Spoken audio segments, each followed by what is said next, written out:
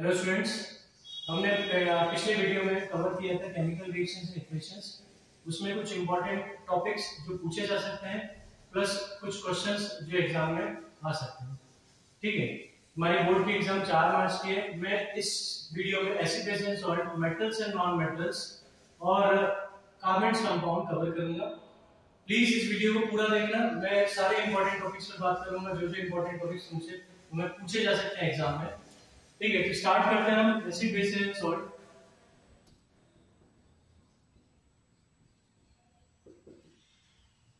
तो पहले तो एसिड्स पे बात करें तो एसिड्स इंडिकेटर्स पर क्या कलर चेंज करते हैं वो तुम्हें पता होना चाहिए। ठीक है, वो पढ़ के जाना है कि फिनोक्सिलिन में वो क्या कलर चेंज करेगा, मिथाइल ऑरेंज में क्या कलर चेंज करेगा, टर्मरिक हो गया, लिटमस पेपर हो गया, लिटमस सॉल्यूशन हो गया, उनमें अगर एसिड डालते हैं तो वो किस तरह का कलर चेंज करेंगे। ऑल्फैक्टरी इंडिकेटर्स पे भी बात कर लेना, समझ लेना कि भाई ऑल्फैक्टरी इंडिकेटर्स में एसिड्स किस तरह का बिहेवियर शो करते हैं। तो ऑल्फैक्टरी इंडिकेटर्स, नेचुरल इंडिकेटर्स, अच्छा ऑल्फैक्टरी भी नेचुरली होते हैं पर मैंने उनको अलग क्लासिफाई किया क्योंकि वो स्मेल के बेसिस पर एसिड बेस को चेक करते हैं। नेचुरल इंडिकेटर्स में हमारा लिटमस सॉल्यूशन आ जाएगा, टर्मरिक आ जाएगा, है ना, रेड कैबेज आ जाएगा। यहां हम बात करें तो केमिकल इंडिकेटर्स,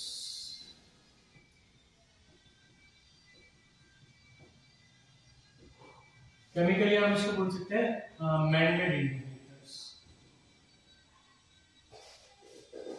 ठीक है, फिनोक्सिलिन और मिथाइल ऑरेंज। अच्छा, इसका पीएच रेंज पता होना चाहिए। पीएच रेंज कहां से कहां तक होता है। ठीक है, एसिड्स का तो पीएच होता है 7 से कम, तो ये इसका पीएच रेंज होता है 0 to 7। ठीक है, ये चीज पता होनी चाहिए। अच्छा, एसिड्स को डाइल्यूट करते हैं तो पीएच बढ़ेगा कि घटेगा ये तुम्हें पता होना चाहिए। ठीक है ना। अच्छा, डाइल्यूशन करने पर जो एच आयंस का नंबर है यूनिट वॉल्यूम में वो बढ़ेगा घटेगा ये भी तुम्हें आना चाहिए। तो हम डाइल्यूशन करते हैं तो एच आयन का कंसंट्रेशन यूनिट वॉल्यूम में घटता है। ठीक है, on dilution concentration of HIN decreases per unit volume।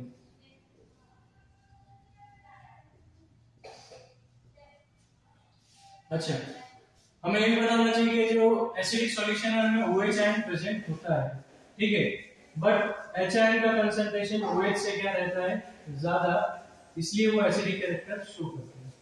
ठीक है, एसिड्स होते क्या है ये तो पता होना चाहिए कि जो एच आयन फर्निश करें, और वो एच आयन फर्निश कब करेंगे जब वो वाटर के कांटेक्ट में आएंगे। इन एब्सेंस ऑफ वाटर वो एच आयन फर्निश नहीं करेंगे। मतलब ड्राई कंडीशंस में अगर हम बात करें तो एसिड अपना एसिडिक कैरेक्टर शो नहीं करेंगे। ये भी पता होना चाहिए कि एसिड्स इलेक्ट्रिसिटी कंडक्ट करते हैं। एसिड्स का सॉल्यूशन लेंगे और इलेक्ट्रॉन जब करके हम बल्ब को ग्लो करना चाहेंगे बैटरी लगाकर तो वो बल्ब ग्लो होगा। क्यों? क्योंकि एसिड्स क्या होते हैं, आयनाइज हो जाते हैं सॉल्यूशन में वाटर के अंदर, और हमें पता है आयंस कंडक्ट इलेक्ट्रिसिटी। ठीक है, तो ये कुछ इंपॉर्टेंट है एसिड्स के बेसिस पर। अच्छा, और ये पता होना चाहिए कि भाई बी स्टिंग एंड वाइट उनमें कौन सा एसिड होता है। तो मिथेनोइक एसिड, ये इसका IUPAC नेम है। ये इसको हम कॉमन नेम की बात करें तो फॉर्मिक एसिड। ठीक है, तो ये पता होना चाहिए कि बी स्टिंग और एंड वाइट में कौन सा एसिड होता है। नटल प्लांट में भी यही एसिड होता है। ठीक है। अच्छा, फ्रेश मिल्क का पीएच एसिडिक होगा बेसिक होगा, सॉरी फ्रेश मिल्क एसिडिक होगा कि बेसिक होगा, तो एसिडिक होता है। पीएच कितना होता है 6.4। अब पूछते हैं कि इसमें बेकिंग सोडा क्यों डाला जाता है, मिल्क में बेकिंग सोडा क्यों डालता है फ्रेश मिल्क में, जिससे उसका पीएच इंक्रीज हो जाए और उसकी कर्डलिंग का टाइम, मतलब खराब होने का जो टाइम है वो बढ़ जाए। ठीक है, मतलब वो अगर फ्रेश मिल्क को इसी पीएच पे रखेंगे, ठीक है, इसका पीएच बढ़ाएंगे नहीं तो ये जल्दी खराब हो जाएगा। अगर इसमें बेकिंग सोडा डाल देंगे तो क्या होगा, इसके खराब होने का जो रेट है, ये टाइम जो लगेगा वो बढ़ जाएगा। ठीक है,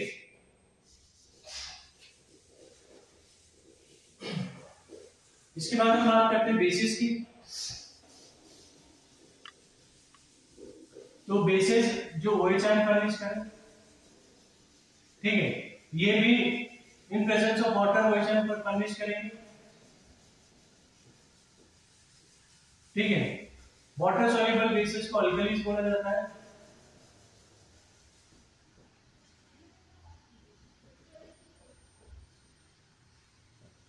इंडिकेटर्स पर ये क्या किस तरह का कलर शो करेंगे ये याद होना चाहिए, ठीक है। उसके बाद पीएच इनका होता है 7 to 14, ये पता होना चाहिए।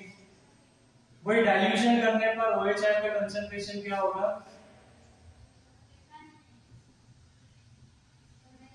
डिक्रीज होगा पर यूनिट वॉल्यूम में, ठीक है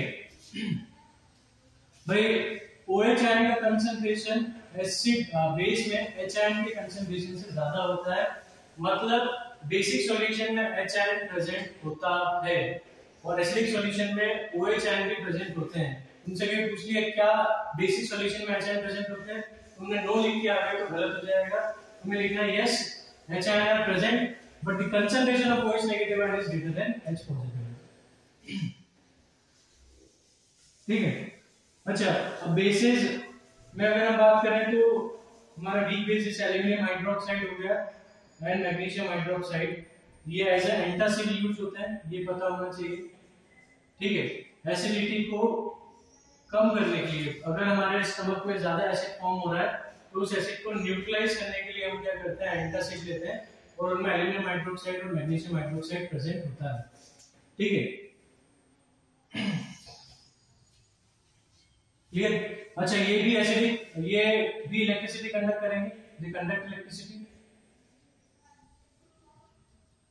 क्योंकि सिंपल सी बात है ये भी H आयन OH आयन मतलब आयनाइज होंगे OH आयन फर्निश करके, और जो भी आयनाइज होता है वो इलेक्ट्रिसिटी सॉल्यूशन में कंडक्ट करता है, ठीक है।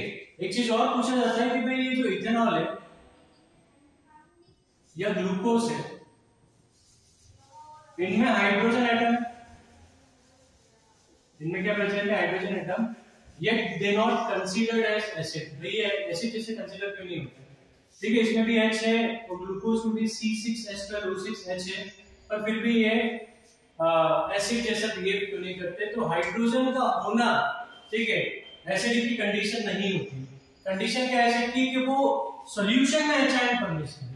अगर कोई भी सब्सटेंस सॉल्यूशन में जाके H आयन फर्निश कर रहा है तो वो एसिडिक होगा, ठीक है। सिर्फ हाइड्रोजन होने से काम नहीं चलता, तो जब हम इनको वाटर में डिसॉल्व करते हैं तो ये H आयन फर्निश नहीं करते, they do not furnish H ion,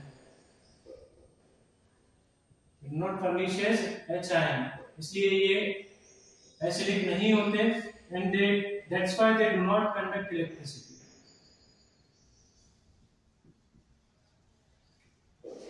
इसलिए इलेक्ट्रिसिटी कंडक्ट भी नहीं करते, ठीक है। ये तुम्हें पता होना चाहिए कि इनमें हाइड्रोजन होते हुए भी ये एसिडिक इसलिए नहीं है क्योंकि H आयन फर्निश नहीं करते, ये इलेक्ट्रिसिटी भी इसलिए कंडक्ट नहीं करते क्योंकि ये आयनाइज नहीं होते। अच्छा, तुम्हें ये भी पता होना चाहिए कि गोल्ड जो है,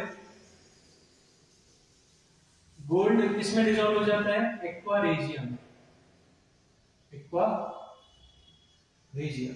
अब एक्वा रेजियम में कंपोजिशन क्या है, HCl प्लस HNO3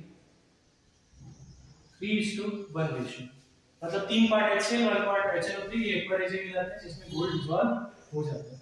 अच्छा, एसिड्स की केमिकल प्रॉपर्टीज पता होनी चाहिए, तो ये सारी रिएक्शंस में पता होनी चाहिए कि भाई एसिड बेस के साथ सॉल्ट और वाटर बनाता है, एसिड बेस के साथ क्या बनाएगा, सॉल्ट एंड वाटर। एक सेकंड,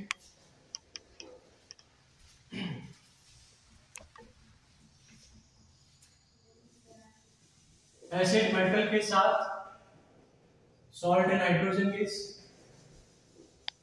ठीक है। अच्छा, ये जनरल याद करके जाना क्योंकि तुम एक एक रिएक्शन रट के चले गए, उन्होंने कोई दूसरी टाइप की रिएक्शन पूछ ली, मतलब पूछा यही एसिड प्लस बेस क्या फॉर्म होगा, पर वो जो एसिड बेस तुम याद करके गए थे उसके अलावा कोई एसिड बेस पूछ ली, ठीक है, तो क्या बनेगा, ये जनरल याद रखना है कि एसिड बेस सॉल्ट वाटर बनाता है, ठीक है। अब तुमको क्या करना है, कोई भी एसिड दे दिया, ठीक है, तो तुम्हें बस H और OH को साथ वाटर बना देना और बचे हुए आयंस को आपस में जोड़ देना है, पॉजिटिव आयन को पहले, नेगेटिव आयन को बाद में। ठीक है, acid plus metal form salt plus hydrogen gas, ये जनरल याद होना चाहिए। एसिड प्लस मेटल कार्बोनेट, ठीक है, ये बनाते हैं salt, carbon dioxide and water. Carbon dioxide lime water को मिलकर या फायर को एक्सटिंग्विश करेगा। इसी तरह से अगर मेटल बाइकार्बोनेट लिया तो भी यही प्रोडक्ट्स बनेंगे, ये पता होना चाहिए। ये सारे रिएक्शन जनरल में याद रहने चाहिए, एक एग्जांपल भी अगर याद रहे तो बहुत अच्छी बात है। ठीक है, उसके बाद जिंक, एल्यूमिनियम, ये एम्फोटेरिक मेटल्स होते हैं, ये पता होना चाहिए। एम्फोटेरिक मेटल्स मींस ये एसिड और बेस दोनों से रिएक्ट कर जाते हैं। ठीक है, तो इन्हें हम एम्फोटेरिक मेटल्स बोलते हैं। और zinc oxide and aluminium oxide, ठीक है, ये भी एम्फोटेरिक ऑक्साइड्स होते हैं। इनके मेटल, ये दो ऑक्साइड जो है वो एम्फोटेरिक ऑक्साइड्स होते हैं जो एसिड और बेस दोनों से रिएक्ट करते हैं। और भी एम्फोटेरिक ऑक्साइड्स होते हैं पर हमारे कोर्स में ये दो ही है। हम 10th तक के लेवल की बात कर रहे हैं, 11th 12th में चर्चा नहीं कर रहे हैं। तो 10th 12th में सिर्फ दो एम्फोटेरिक ऑक्साइड्स याद रखते हैं, zinc oxide and aluminium oxide, और दो मेटल्स याद रखते हैं, amphoteric metals, zinc and aluminium.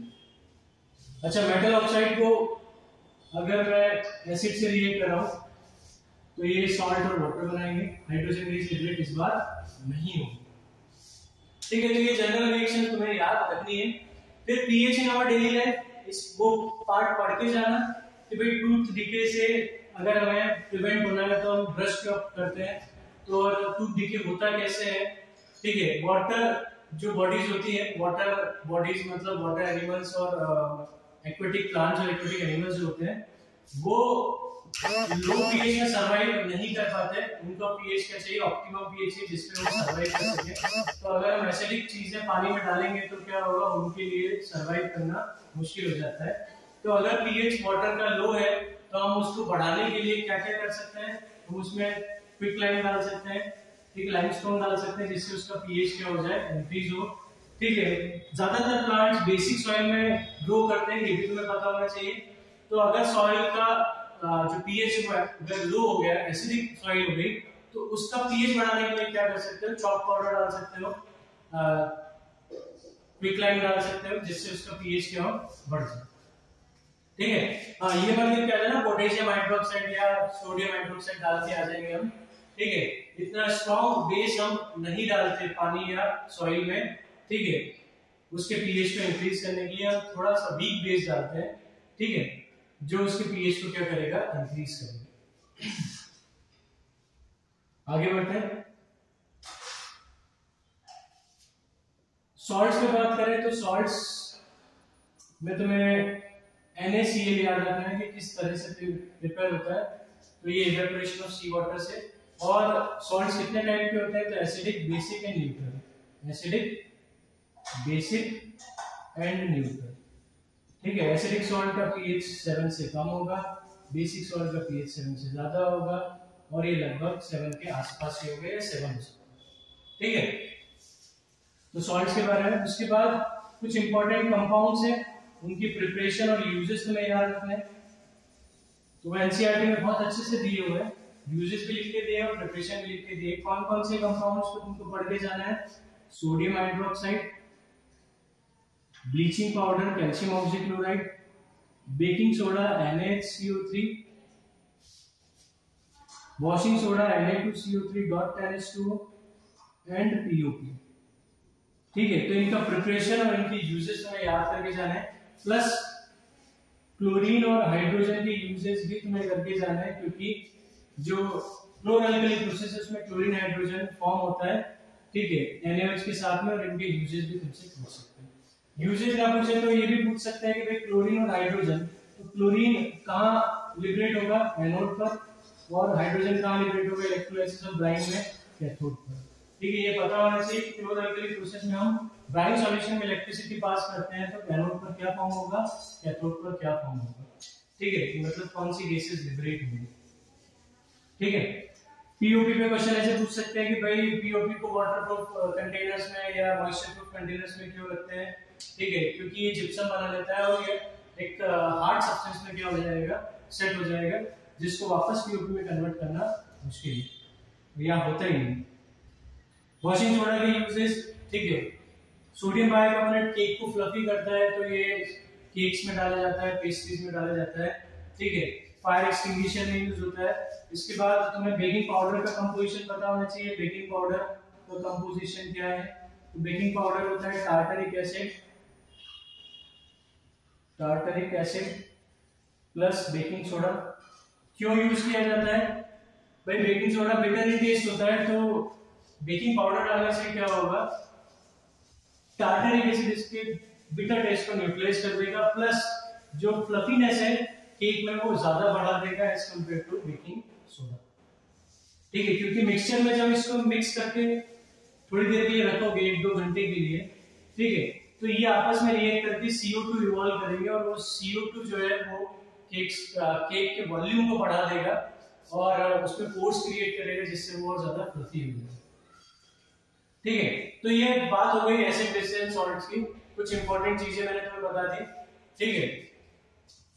ये सब चीजें तुम्हें पढ़ के जानी है, ठीक, रटना कुछ नहीं है, समझ के जाना है, हर चीज को समझना है, रटना नहीं है, ठीक है। रटे हुए क्वेश्चंस आएंगे माना, ठीक है, कुछ क्वेश्चंस रटे हुए एज इट इज आ जाएंगे, पर हमारे को 40% कॉम्पिटेंसी बेस्ड क्वेश्चन आएंगे, तो उसमें क्वेश्चंस ऐसे आएंगे जिनमें तुम्हें समझ के आंसर देना पड़ेगा। रटा रटाया आंसर या रटा हुआ क्वेश्चन तुमसे नहीं पूछा जाता। आगे बढ़ते हैं, मेटल्स एंड नॉन मेटल्स की बात करते हैं।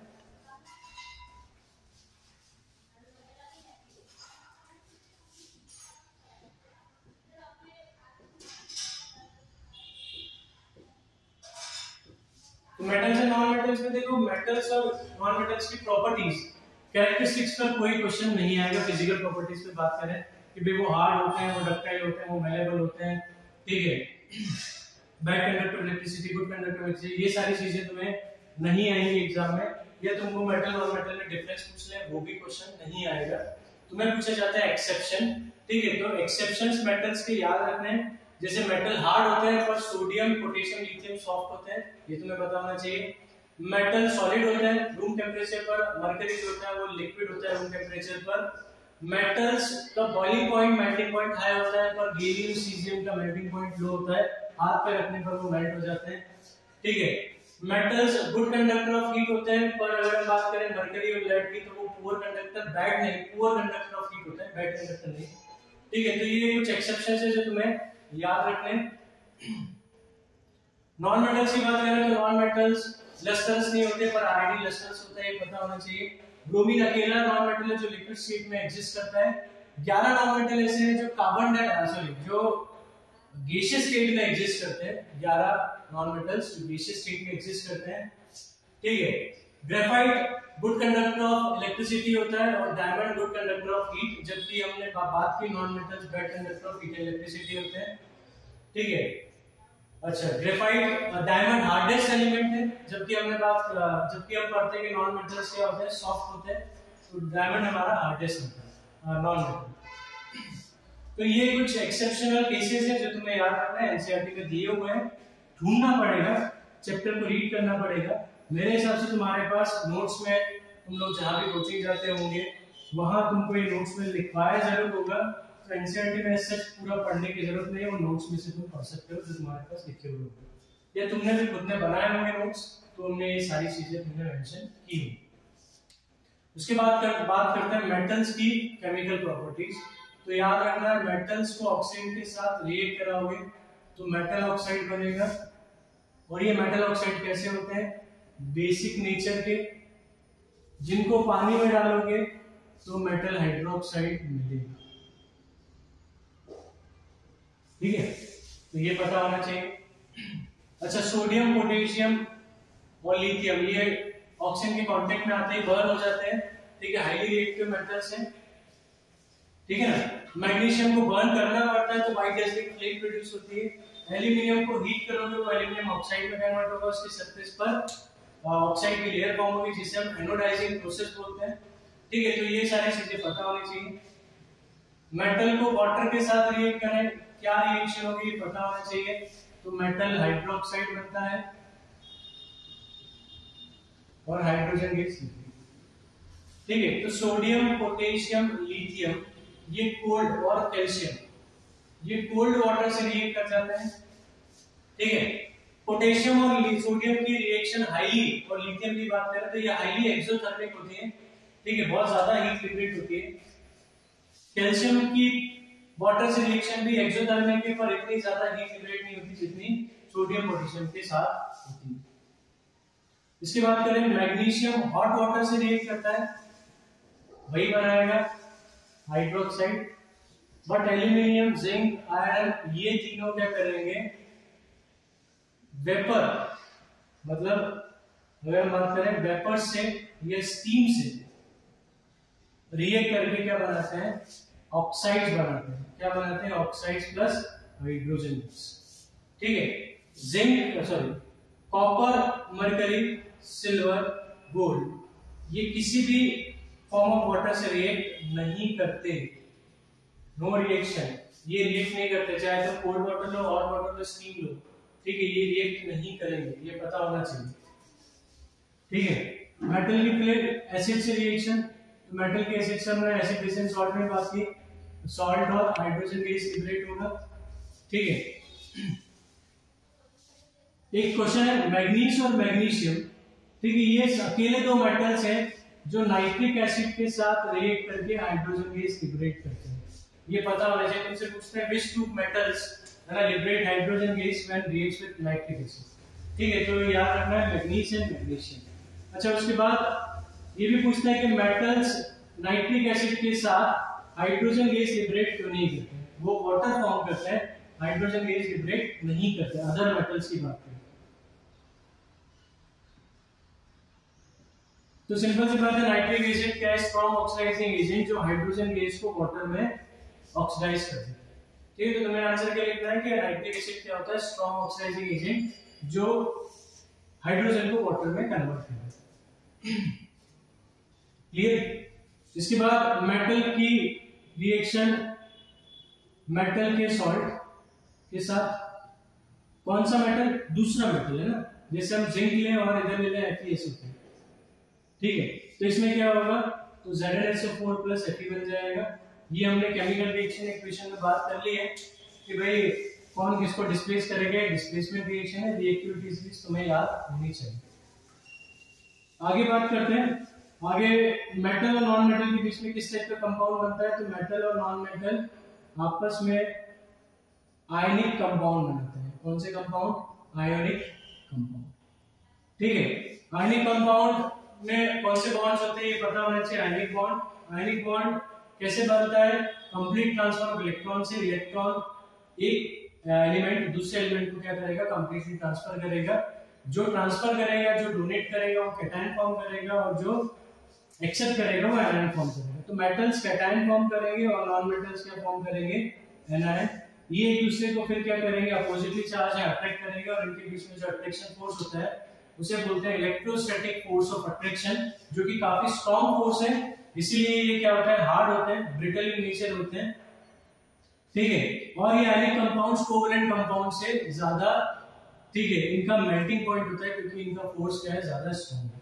ये ionic compounds electricity conduct solid state में नहीं करते क्योंकि इनके आयंस फ्री नहीं होते मूव करने के लिए, क्योंकि जब तक आयंस मूव नहीं करेंगे इलेक्ट्रिसिटी कंडक्ट नहीं होगी। पर मोल्टन और एक्वस स्टेट में ये इलेक्ट्रिसिटी कंडक्ट कर देते हैं क्योंकि आयनाइज हो जाते हैं। ये सारी चीजें पता होनी चाहिए। ये वाटर सॉल्युबल होते हैं, वाटर में क्या हो जाते हैं, डिसॉल्व हो जाते हैं। आयनिक कंपाउंड्स में इलेक्ट्रॉन डॉट स्ट्रक्चर में बनाने की जा सकता है। तो जैसे मैं MgO का बनाऊं तो मैग्नीशियम के पास वैलेंस इलेक्ट्रॉन 2 है, ऑक्सीजन के पास 6 है। ये दोनों इलेक्ट्रॉन ऑक्सीजन को दे देगा क्योंकि ऑक्सीजन को चाहिए ऑक्टेट कंप्लीट करने के लिए 2 इलेक्ट्रॉन। ये दोनों इलेक्ट्रॉन ऑक्सीजन के पास जाएंगे, ऑक्सीजन के पास 2 एक्स्ट्रा इलेक्ट्रॉन आ गए इसलिए 2 नेगेटिव चार्ज, और मैग्नीशियम के दोनों इलेक्ट्रॉन चले गए इसलिए 2 पॉजिटिव चार्ज आएगा। ठीक है, समझ में सारी चीजें आ रही होंगी। मैं बहुत शॉर्ट में बता रहा हूँ, ठीक है, क्योंकि वीडियो काफी लेंथी हो जाएगा अगर मैं काफी चीजों को डिटेल में समझाने लग गया तो। ठीक है, तो डिटेल में तो तुम लोगों ने समझ ही रखा होगा, तुमने अभी तक बहुत सारी पीटीज दे रखी है, हाफ ईयरली दे दी है, ठीक है, प्री बोर्ड्स दिए, पढ़ा तो होगा ही। बस मैं इंपॉर्टेंट टॉपिक्स बता रहा हूँ कि ये चीजें पढ़ के जानी है। ठीक, और इसके बाद ठीक है, क्वेश्चंस आने के चांसेस बहुत कम है। ठीक है, मैं 90% बात करूं तो 90% जो मैंने चीजें बताई है उन पे से ही क्वेश्चन आएगा। ठीक है, उससे बाहर ठीक है जाने के चांसेस कम है। अच्छा, उसके बाद हम बात करें मेटलर्जी पर, तो मेटलर्जी में की डेफिनेशन पता होनी चाहिए। डेफिनेशन क्या होती है? ठीक है, मेटलर्जी में कितनी प्रोसेस इन्वॉल्व होती है, कितनी स्टेप्स इन्वॉल्व होती है? तो 5 स्टेप, पल्वराइजिंग या पाउडरिंग ऑफ ओर या क्रशिंग ऑफ ओर लिख सकते हो, कंसंट्रेशन ऑफ ओर, ये दोनों मेथड्स डिटेल में तुम्हें नहीं पढ़ने, सिर्फ नाम पढ़ने। तीसरा है conversion of ore into oxide, तो ओर को ऑक्साइड में कन्वर्ट करना, तो सल्फाइड ओर को हम रोस्टिंग से कन्वर्ट करते हैं ऑक्साइड में, और कार्बोनेट ओर को कैल्सिनेशन से। रोस्टिंग में ऑक्सीजन के साथ हीट किया जाता है ओर को, और कैल्सिनेशन में एब्सेंस ऑफ ऑक्सीजन हीट किया जाता है ओर को। ठीक है, ये पता होना चाहिए। ऑक्साइड में कन्वर्ट क्यों करते हैं? तो ऑक्साइड में कन्वर्ट इसलिए करते हैं क्योंकि ऑक्साइड से मेटल को रिड्यूस करना या एक्सट्रैक्ट करना क्या होता है, इजी होता है। इसलिए हम क्या करते हैं, मेटल के ओर को ऑक्साइड में कन्वर्ट करते हैं। ठीक है, ओर क्या होता है ये पता होना चाहिए, मिनरल क्या होता है ये पता होना चाहिए, गैंग क्या होता है ये भी पता होना चाहिए। तो और जिसमें से हम मेटल को प्रॉफिटेबली और कन्वीनियंटली एक्सट्रैक्ट कर ले, वो कंपाउंड्स या वो मिनरल्स। वो मिनरल्स क्या होते हैं? वो कंपाउंड जिन्हें अर्थ क्रस्ट में से हम निकालते हैं। गैंग जो होता है वो इम्प्यूरिटीज होती है जो किसी भी ओर में प्रेजेंट होती है। क्लियर? तो roasting calcination, roasting sulphide ore के लिए, कैल्सिनेशन कार्बोनेट ओर के लिए। जैसे वो ऑक्साइड में कन्वर्ट होंगे फिर हम क्या करेंगे, उन ऑक्साइड्स को रिड्यूस करेंगे। तो जो मॉडरेट रिएक्टिव मेटल्स हैं जैसे आयरन हो गया, जिंक हो गया, टिन हो गया, लेड हो गया, उनके लिए हम रिड्यूसिंग एजेंट यूज करते हैं कोक, या फिर हम कार्बन मोनोऑक्साइड भी यूज कर सकते हैं। किसी किसी केस में हम कार्बन मोनोऑक्साइड भी यूज करते हैं, और किसी किसी केस में हाईली रिएक्टिव मेटल्स भी यूज करते हैं जो डिस्प्लेस कर देते हैं जिनको, उन मेटल्स को उनके ऑक्साइड में से। जैसे Fe2O3 एल्यूमिनियम के साथ रिएक्ट करके Fe लिक्विड और एल्यूमिनियम ऑक्साइड देता है। इस रिएक्शन को हम थर्माइट रिएक्शन बोलते हैं। इंपॉर्टेंट है, नाम से याद रखना, ये रिएक्शन थर्माइट रिएक्शन है, और ये हाईली एक्सोथर्मिक होती है। मुझसे पूछते हैं भाई ये हाईली एक्सोथर्मिक क्यों है, तो तुम्हें बताना है देखो इस रिएक्शन में आयरन जो है वो लिक्विड स्टेट में फॉर्म हो रहा है, तो आयरन का मेल्टिंग पॉइंट काफी ज्यादा होता है, वो लिक्विड स्टेट में फॉर्म हो रहा है। क्यों हो पा रहा है? क्योंकि ये हाईली एक्सोथर्मिक रिएक्शन है। इसका प्रैक्टिकल एप्लीकेशन, तो ये जो क्रैक्स होते हैं रेलवे ट्रैक्स में उनको ज्वाइन करने के लिए रिएक्शन का यूज होता है। ठीक है, उसके बाद लो रिएक्टिव मेटल में जैसे कॉपर का रिडक्शन करना है तो ये सेल्फ रिडक्शन होकर कॉपर में कन्वर्ट हो जाता है। मरकरी के ऑक्साइड को सिंपली हीट कर दो, ये मरकरी में कन्वर्ट हो जाएगा। ठीक है, हाईली रिएक्टिव मेटल्स है तो उनका अगर हमें एक्सट्रैक्शन करना है तो हम क्या करते हैं, उनके मोल्टन सॉल्ट का इलेक्ट्रोलाइसिस करते हैं। Electrolysis of their molten salt. तुमसे पूछ सकते हैं भाई हाईली रिएक्टिव मेटल को किस तरह से एक्सट्रैक्ट करोगे, तुम लिखोगे कि by electrolysis of their molten salt, और उसमें तुम्हें NaCl का एक एग्जांपल है। NaCl को मोल्टन फॉर्म में लोगे, इलेक्ट्रिसिटी पास करोगे, एनोड पर क्लोरीन, कैथोड पर सोडियम मिलेगा। वो रिएक्शन तुम्हें एनसीईआरटी में दी हुई है। ठीक है, उसके बाद कॉपर का रिफाइनिंग तुमसे पूछ लेते हैं। ठीक है, या रिफाइनिंग तुम जनरल याद करना, रिफाइनिंग में याद रखना कि भाई एनोड जो होता है वो इम्प्योर मेटल होता है, और कॉपर की बात करते हैं प्योर कॉपर। कैथोड जो होता है वो होता है प्योर मेटल, या प्योर कॉपर लिख सकते हो, कॉपर की बात करें। और सॉल्यूशन किसका लोगे, उसी मेटल का सॉल्ट का सॉल्यूशन लोगे। तो जैसे कॉपर का अगर रिफाइन करें तो कॉपर सल्फेट। ठीक है, ये रिएक्शन तुम्हें याद करनी है कॉपर के रिफाइनिंग की, क्योंकि एज इट इज पूछ लेते हैं भाई कॉपर को एक्सट्रैक्ट करने की सारी प्रोसेसेस लिखो, सारी रिएक्शन जो इन्वॉल्व होती है वो सारी लिखो। तो उसमें रिफाइनिंग तुम्हें डायग्राम बनाकर पूरा समझाना पड़ेगा, एनोड पर क्या रिएक्शन हो रही है, कैथोड पर क्या रिएक्शन हो रही है, वो लिखना पड़ेगा। इसके बाद लास्ट टॉपिक क्या अलॉय। अलॉय में तुमसे पूछते हैं भाई अलॉय होता क्या है, और कुछ अलॉयज के बारे में पूछ लेते हैं कि भाई ब्रास में कौन कौन से एलिमेंट्स होते हैं, मेटल्स होते हैं जिनका ये अलॉय बना है। ब्रॉन्ज में कौन से मेटल्स मिक्स करते हैं जिससे वो ब्रॉन्ज अलॉय बनता है। सोल्डर वायर किस इनके मेटल्स से मिक्स करके अलॉय बनता है उसका। और इसी तरह से स्टेनलेस स्टील में क्या डाला जाता है। ठीक है, ये सारी चीजें तुम्हें पता होनी चाहिए। ठीक है, तो ये हमारा मेटल्स एंड नॉन मेटल्स के टॉपिक्स जो इंपॉर्टेंट है वो हमने कवर कर लिए। हम बात करते हैं कार्बोनेट्स कंपाउंड। ठीक है, काफी जल्दी जल्दी पढ़ा रहा हूँ, रीजन भी इसलिए कि काफी चैप्टर तीन चैप्टर है जिनके मुझे इंपॉर्टेंट टॉपिक्स बताना है। डिटेल में बात करेंगे, वीडियो काफी लंबा होगा और तुम्हें देखने में भी टाइम लगेगा। ठीक है, तो हमें सिर्फ इतना छोटा वीडियो बनाना है कि भाई तुम आराम से आधे 2 घंटे में देखकर सारी चीजें समझ लो कि क्या क्या इंपॉर्टेंट है, फिर उसको तुम पढ़ सकते। ठीक है, 3-4 घंटे का लेंथी वीडियो बनाऊंगा तो तुम्हारा टाइम ज्यादा वेस्ट होगा। ठीक है, अल्टीमेटली तुमको देखने के बाद एक बार पढ़ना तो पड़ेगा ही, तो इससे अच्छा से टॉपिक्स देखो और उसको बुक में से पढ़ लो, या तुम्हारे पास जो भी नोट्स है उनमें से तुम पढ़ सकते हो। कार्बोनेट्स कंपाउंड, कार्बन कंपाउंड में तुम्हें इलेक्ट्रॉन डॉट स्ट्रक्चर बनाते आना चाहिए। ठीक है, इलेक्ट्रॉन डॉट स्ट्रक्चर बनाते आना चाहिए। कोवेलेंट कंपाउंड्स कैसे बनते हैं या कोवेलेंट बॉन्ड कैसे फॉर्म होता है। ठीक है, म्यूचुअल शेयरिंग ऑफ इलेक्ट्रॉन से कितने टाइप के कोवेलेंट बॉन्ड होते हैं, double, triple and single covalent bond, उनकी एक एग्जांपल याद कर लेना। उसके बाद एलोट्रॉस में तुम ग्रेफाइट और डायमंड का स्ट्रक्चर एक बार पढ़ के जाना कि उनमें स्ट्रक्चर कैसा होता है। डायमंड इलेक्ट्रिसिटी कंडक्ट क्यों नहीं करता, ग्रेफाइट इलेक्ट्रिसिटी कंडक्ट क्यों करता है। ग्रेफाइट फ्री इलेक्ट्रॉन के कारण कंडक्ट करता है, डायमंड के पास कोई फ्री इलेक्ट्रॉन नहीं होता। डायमंड हार्ड क्यों होता है, क्योंकि इसका 3 डायमेंशनल नेटवर्क स्ट्रक्चर होता है। ग्रेफाइट लुब्रिकेंट जैसा बिहेव क्यों करता है, क्योंकि इसकी शीट लाइक स्ट्रक्चर होता है और उन शीट्स के बीच में weak van der Waals forces होते हैं जो एक ब्रेक हो सकते हैं, तो ये एक दूसरे पर शीट्स क्या करती हैं, स्लाइड करती हैं, और इसी कारण इसको हम एज अ लुब्रिकेंट यूज करते हैं। ठीक है, फुलरीन C60 होता है। ठीक है, बकमिंस्टर फुलरीन भी बोलते हैं उसे। उसके बाद तुम्हें याद रखना है होमोलॉगस सीरीज क्या होती है, उसकी कैरेक्टरिस्टिक्स पता होने चाहिए। ठीक है, कैरेक्टरिस्टिक्स को अच्छे से समझ के जाना कि भाई CH2 का डिफरेंस होता है, मास में 14U का डिफरेंस होता है, फिजिकल प्रॉपर्टी डिफरेंट होती है, physical property different, chemical property same, ये सारी चीजें पता होनी चाहिए। केमिकल प्रॉपर्टी क्या होनी चाहिए, होती है सेम। ठीक है, होमोलॉग्स निकालते आना चाहिए। जैसे तुमसे बोला भाई C2H6 का नेक्स्ट होमोलॉग क्या है, तो C3H8 ये पता होना चाहिए। इसका नेक्स्ट क्या होगा, C4H10, इसका प्रीवियस क्या होगा, CH2। कैसे निकालना, प्रीवियस निकालने के लिए CH2 हटा दो, 2 हाइड्रोजन एक कार्बन कम कर दो, नेक्स्ट निकालने के लिए एक कार्बन हाइड्रोजन बढ़ा दो। ठीक है, मास में कितना चेंज आएगा, तो 14 का चेंज आएगा, ये पता होना चाहिए। ठीक है, सबके जनरल फॉर्मूले पता होने चाहिए, जैसे अल्कीन का CnH2n+2, अल्कीन का CnH2n और अल्काइन का CnH2n-2, ये पता होना चाहिए। अल्कीन के सिंगल कोवेलेंट बॉन्ड, अल्कीन में डबल और इनमें ट्रिपल। अच्छा, अल्केन सैचुरेटेड होते हैं और ये दोनों क्या होते हैं, अनसैचुरेटेड होते हैं, ये पता होना चाहिए। ये सब्स्टिट्यूशन रिएक्शन शो करते हैं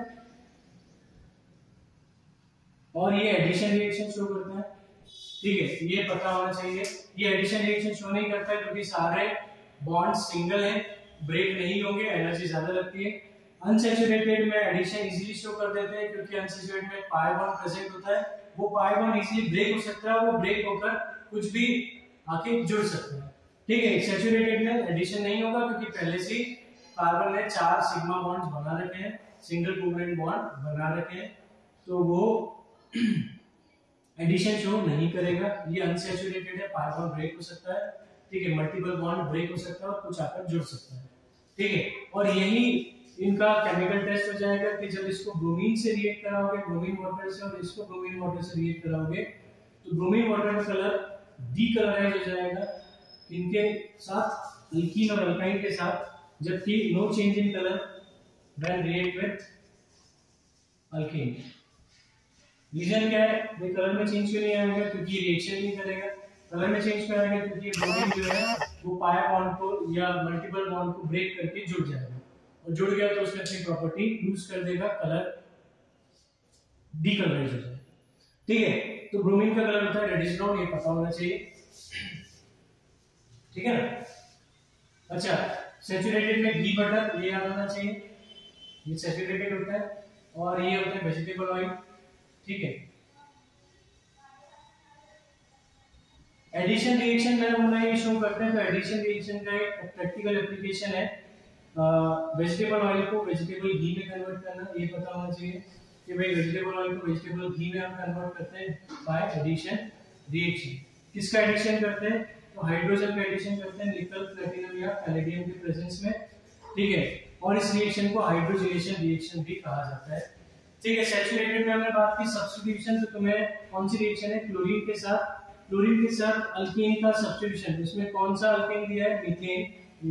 एनसीईआरटी में मीथेन क्लोरीन के साथ रिएक्ट करके क्लोरोफॉर्म भी फॉर्म करता है और कार्बन टेट्राक्लोराइड भी करता है।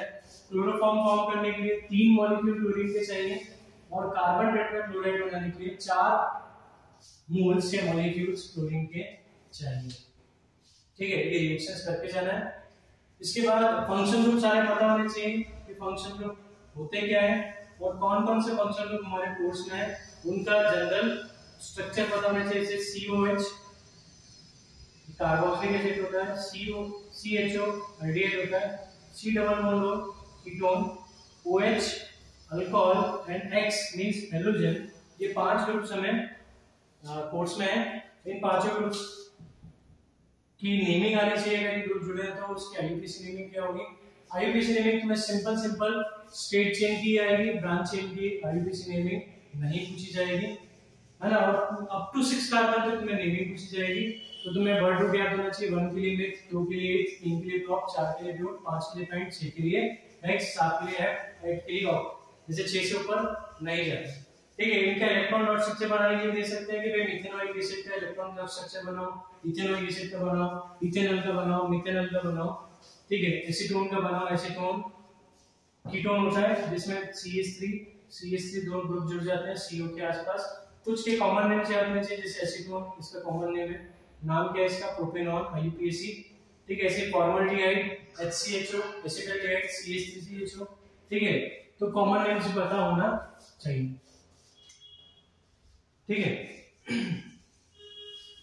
इसके बाद हम बात करें केमिकल रिएक्शंस पर। तो केमिकल रिएक्शन में मैंने तुम्हें बताया कि addition reaction alkene alkyne show करेंगे और सब्स्टिट्यूशन रिएक्शन अल्कीन शो करेंगे। सब्स्टिट्यूशन में कौन सी रिएक्शन है, एडिशन में कौन सी रिएक्शन तुम्हें एनसीईआरटी में दी है वो मैं बता चुका हूं, ठीक है। तुमसे क्वेश्चन ऐसा पूछ लेते हैं कि भाई 3 कंपाउंड्स देके पूछा कौन एडिशन रिएक्शन शो करेगा, तो तुम सीधे इनके जनरल फार्मूला से कंपेयर करके पता कर लो कि कौन अनसैचुरेटेड है। जो अनसैचुरेटेड होगा वो एडिशन रिएक्शन शो करेगा। तुमसे ये भी पूछ सकते हैं भाई कंपाउंड्स के 4-5 नाम फॉर्मूले दे दिए, पूछा कौन सब्स्टिट्यूशन रिएक्शन शो करेगा, तो जो सैचुरेटेड होगा वो सब्स्टिट्यूशन रिएक्शन शो करेगा, ठीक है। तुमसे इस तरह से पूछा जाता है कि इसमें कौन सा फंक्शन ग्रुप प्रेजेंट है। कंपाउंड का फॉर्मूला दे दिया, पूछा कौन सा फंक्शन ग्रुप प्रेजेंट है। ये कंपाउंड का नाम दे दिया, तुमसे पूछा कौन सा फंक्शन ग्रुप प्रेजेंट है। तो तुम्हें फंक्शन ग्रुप अच्छे से याद होना चाहिए। इनका जनरल आईयूपीएसी नेम क्या होता है? फंक्शन ग्रुप ये है तो ये कौन सा होगा, ये वाला स्ट्रक्चर दिख रहा है तो ये कौन सा होगा, ये पता होना चाहिए। आइसोमर्स पे बात करें तो आइसोमेरिज्म की डेफिनेशन पूछ सकते हैं और आइसोमर्स बनाने के लिए आ सकते हैं किसके? ब्यूटेन के एंड पेंटेन के। ब्यूटेन के 2 होते हैं और पेंटेन के 3 होते हैं, ये हमें पता है। आइसोमर्स ब्यूटेन के 2 और पेंटेन के 3, वो तीनों पेंटेन के आइसोमर्स बनाते आना चाहिए। N pentane, isopentane and neopentane, यहाँ n butane and isobutane, clear. और फिर ऑक्सीडेशन रिएक्शन, कंबशन रिएक्शन, ये पता होना चाहिए।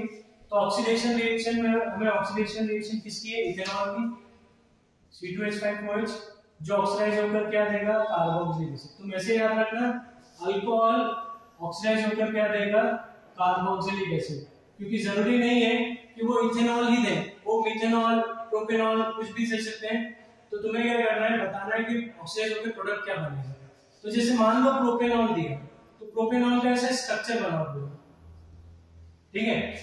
और फिर क्या करो, इसको तुम्हें कार्बोक्सिलिक एसिड में कन्वर्ट करना है, क्योंकि रट के तुम ये चले जाओगे प्रोपेनॉल पूछ गए तो थोड़ा कंफ्यूजन हो जाएगा। जैसे तुमसे बोला C3H2, ठीक है, इसका ऑक्सीडेशन करेंगे तो ये किस में कन्वर्ट होगा। तो इसका तुम्हें क्या बताना है, कौन सा कंपाउंड बनेगा और उसका मॉलिक्यूलर फॉर्मूला बताना है। तो तुम क्या करोगे, इसको ऐसे एक्सपांडेड फॉर्म में लिखोगे। ऑक्सीडाइज कर रहे हैं तो ये CH2OH ग्रुप जो है उसे किसमें कन्वर्ट कर दो? COH में कन्वर्ट कर दो। अब देख लो कितने कार्बन, 3 कार्बन, तो C3 6 हाइड्रोजन तो H6 और O2, इस तरह से हम ऑक्सीडाइज करके लिखेंगे। Oxidising agent alkaline chemical for acidified K2Cr2 and concentrated nitric acid, ये हमारे ऑक्सीडाइजिंग एजेंट है। कंबशन करोगे तो कार्बन डाइऑक्साइड वाटर प्रोड्यूस होगा। अब हमें दो कंपाउंड से मेजर जिनके बारे में डिटेल स्टडी करना है, ethanol and ethanoic acid. Ethanol prepare होता है कार्बोनेशन प्रोसेस से।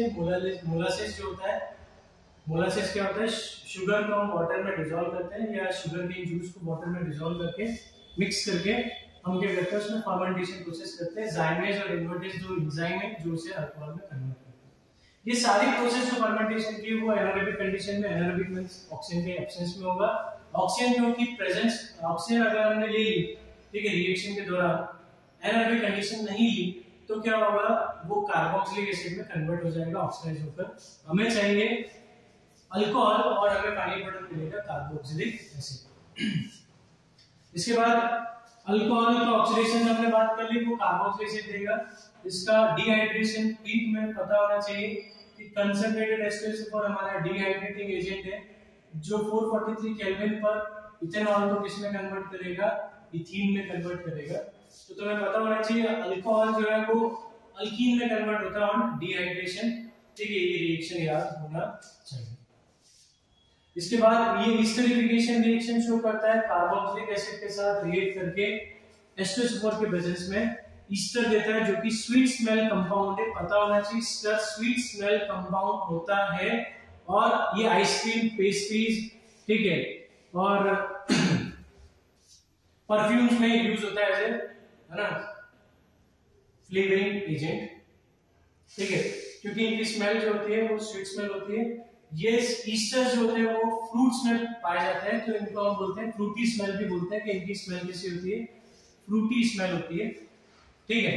तो ये सारी चीजें पता होनी चाहिए। ये डिहाइड्रेट हो रहा है, डिहाइड्रेशन के बाद अल्कीन दे रहा है, अनसैचुरेटेड कंपाउंड दे रहा है, ये पता होना चाहिए। अनसैचुरेटेड कंपाउंड दे रहा है, पता होना चाहिए, क्योंकि वो ऐसे जनरल डायरेक्ट क्वेश्चन नहीं पूछेंगे, तुमसे बोलेंगे compound X on reaction with concentration या on heating with concentrated H2SO4 gives a compound Y, ठीक है, which is an unsaturated compound, ठीक है, on hydrogenation which gives a saturated compound Z। अब तुमसे XYZ पूछ लिया और XYZ क्या है वो पूछा और रिएक्शन लिखने के लिए, तो ये पता होना चाहिए भाई ये अल्कोहल होगा और डिहाइड्रेट होकर वो क्या देता है, अल्कीन देता है। अनसैचुरेटेड बोल दिया मतलब अल्कीन होगा और जो हाइड्रोजनेशन करके अल्कीन, ठीक है। उसके बाद कार्बोक्सिलिक एसिड में इथेनॉइक एसिड की बात करें तो वो ग्लेशियर एसिटिक एसिड इसलिए कहा जाता है क्योंकि 70 डिग्री सेंटीग्रेड पे वो फ्रीज हो जाता है, ठीक है। 5 to 8% सॉल्यूशन जो इथेनॉइक एसिड का वाटर में है उसे हम बोलते हैं विनेगर, ये पता होना चाहिए। इथेनॉइक एसिड कार्बोक्सिलिक एसिड जो है वो अल्कोहल के साथ रिएक्ट करके ईस्टर देता है, हमने बात करी, ठीक है। सैपोनिफिकेशन रिएक्शन पता होना चाहिए, हमारे CH3COH ये हमारा कार्बोक्सिलिक एसिड है, NaOH से रिएक्ट करके ये क्या देगा, सोप देगा, ठीक है, क्या दे देगा, सॉरी ईस्टर जो होता है CH3COCH2H5 वो NaOH से रिएक्ट करके क्या देगा, सोप, ठीक है, ग्लिसरॉल, ठीक है।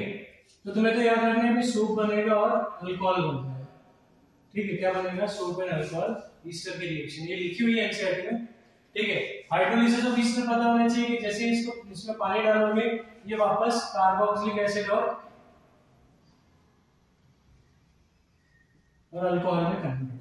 तुमसे पूछते हैं कि भाई हमको अगर ईस्टर से वापस कार्बोक्सिलिक एसिड और अल्कोहल बनाना है तो क्या करेंगे, तो तुम लिखोगे उसको हाइड्रोलाइज कर देंगे, पानी डालेंगे उसमें तो वाटर से वो रिएक्शन करके वापस कार्बोक्सिलिक एसिड और अल्कोहल फॉर्म कर लेंगे। इसके बाद है सोप्स एंड डिटर्जेंट। तो सोप्स एंड डिटर्जेंट पता होना चाहिए सोप क्या होता है, डिटर्जेंट क्या होता है, ठीक है, इनके यूजेस क्या है, इनके ड्रॉबैक्स क्या है, लिमिटेशन क्या है। तो सोप को हम हार्ड वाटर में और एसिडिक वाटर में यूज नहीं कर सकते, एसिडिक मीडियम में, जबकि डिटर्जेंट को हम हार्ड वाटर में यूज कर सकते हैं, एसिडिक मीडियम में यूज कर सकते हैं। सोप हार्ड वाटर में क्यों नहीं यूज किया जाता, क्योंकि हार्ड वाटर में मैग्नीशियम और कैल्शियम के सॉल्ट्स होते हैं। मैग्नीशियम कैल्शियम आयंस क्या करते हैं, सोप के साथ रिएक्ट करके कार्डिवाइड पीपीटीज कम फॉर्म करते हैं, और जो हमारा क्लींजिंग एक्शन में पार्टिसिपेट कर रहा है वही प्रेसिपिटेट आउट हो जाता है मैग्नीशियम कैल्शियम के साथ, तो वो फिर क्लींजिंग एक्शन कैसे शो करेगा। ठीक है, सोप मॉलिक्यूल में दो पार्ट होते हैं, hydrophobic and hydrophilic. Hydrophilic ionic part होता है, हाइड्रोफोबिक नॉन आयनिक पार्ट होता है। ठीक है, मिसल क्या होता है, तो cluster of soap molecule surrounding dirt और ऑयल, उसे हम क्या बोलते हैं, मिसल बोलते हैं। मिसल का फॉर्मेशन कैसे होगा, क्लींजिंग एक्शन कैसे होता है, वो डायग्राम तुम्हारा एनसीईआरटी में दिया हुआ है, वो पूरा बना के आना है। डिटर्जेंट्स होते हैं, ठीक है, long chain sulphonic acid, sodium salts of long chain sulphonic acid, ये पता होना चाहिए। ये sodium salt of fatty acids होते हैं, ये पता होना चाहिए। सोप्स, ठीक है, सोप जो होते हैं वो बायोडिग्रेडेबल होते हैं और जो डिटर्जेंट्स होते हैं वो नॉन बायोडिग्रेडेबल होते हैं, ये तुम्हें पता होना चाहिए। क्योंकि तुमसे पूछे कि भाई सोप का एडवांटेज क्या है ओवर डिटर्जेंट, तो सोप बायोडिग्रेडेबल है, डिटर्जेंट नॉन बायोडिग्रेडेबल है। तुमसे पूछा डिटर्जेंट का एडवांटेज ओवर सोप, तो डिटर्जेंट को हम हार्ड वाटर एसिडिक मीडियम में यूज कर सकते हैं, जबकि सोप नहीं यूज किया जा सकता। ठीक है, तो ये सारी चीजें पढ़ के जानी है। मैंने तीनों चैप्टर कवर कर दिए इस वीडियो में, जो जो इम्पोर्टेंट था वो सब बताया है। वो सारी चीजें तुम्हें पढ़ के जानी है, काफी शॉर्ट में बताया है। रीजन ये है कि वीडियो हमारा लेंथी हो जाता अगर मैं इन सारी चीजों को डिटेल में समझाता। डिटेल में तुमने समझ रखा है, तुमको सिर्फ पता करना है कि टॉपिक कौन से इंपॉर्टेंट है, तो वो मैंने तुम्हें बता दिया। ठीक है, अपनी तुम्हारे एग्जाम के लिए ये काफी इंपॉर्टेंट चीज है जो मैंने बताई है, और 90% क्वेश्चन मैं बोल रहा हूँ, 90% क्वेश्चंस इस पर से